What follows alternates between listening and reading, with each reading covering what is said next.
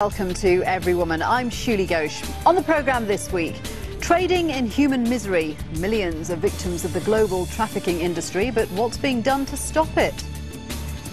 According to international experts, around 2.5 million people worldwide are victims of human trafficking. Whether they're forced into labour or prostitution, the end result is the same: modern-day slavery. It's a booming industry worth billions to those in control, and the vast majority of victims, some 80%, are women and girls. In the big cities of Cambodia, demand for cheap sex is everywhere. Women trying to escape poverty are lured with the promise of respectable jobs, only to find themselves forced to work in brothels. This is the story of one victim, 28-year-old Hyun Khan, who was looking for a better life. My friends told me I could work as a dishwasher in a restaurant in Phnom Penh. But when I got here, they sold me to a brothel. They gave me food, but they didn't pay me. After 6 months, I refused to service the clients and they kicked me out.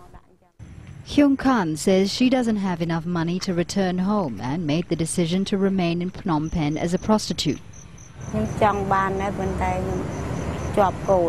I want to leave the trade, but I have a 5-year-old son to look after.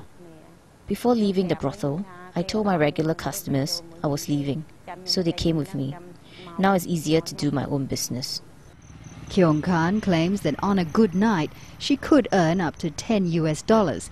That's more than the average worker earns in Cambodia. She's willing to risk the dangers of prostitution for the money and flexible hours. I'm scared of contracting HIV or if a customer tortures me, but there is no other option. Even if I get a job, there is no one to take care of my son. But if the government gives me money, we can return to the province. I can start my own business and look after my son at the same time.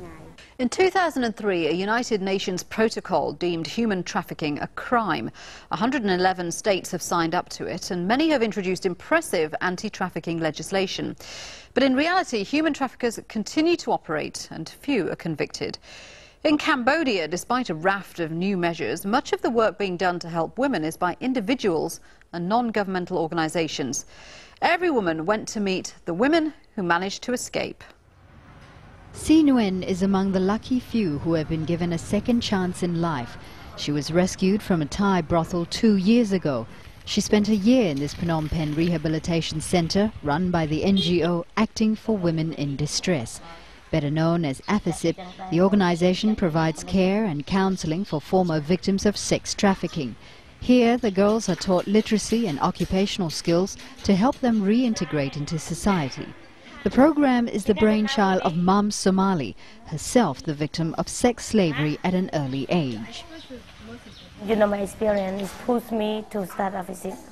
I just want to give the opportunity to the girl, to the victim, to have like independence financially, to have like the opportunity to start the vocational training, you know, help them to give them everything. AFISIP runs 3 such centres, including one for girls under the age of 16.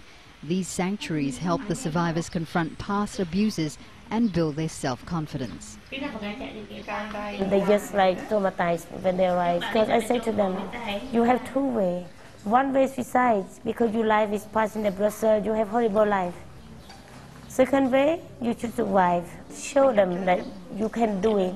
Show them that you are not, you know, even you was raping, even you was in the brothel, but you are clean yourself.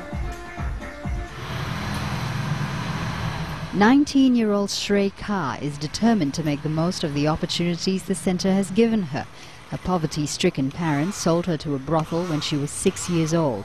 At 9, she was forced to work as a prostitute. At 16, Shrey Kha was rescued by a kind neighbour and sent to AFISIP's Phnom Penh centre. She took up sewing and now has her sights firmly set on building a better future. I plan to work in a factory and save money so I can buy my own sewing machine. I want to open my own tailoring business. While Shrey Kha and her friends are thrilled at the prospect of a new beginning, leaving the past behind can be difficult. The victim, they feel victim. It's like me, I'm victim, I feel victim all my life. Sometimes it's hard for me to keep it and going on. Even I I give all my advice to the girl, but I cry a lot of time also,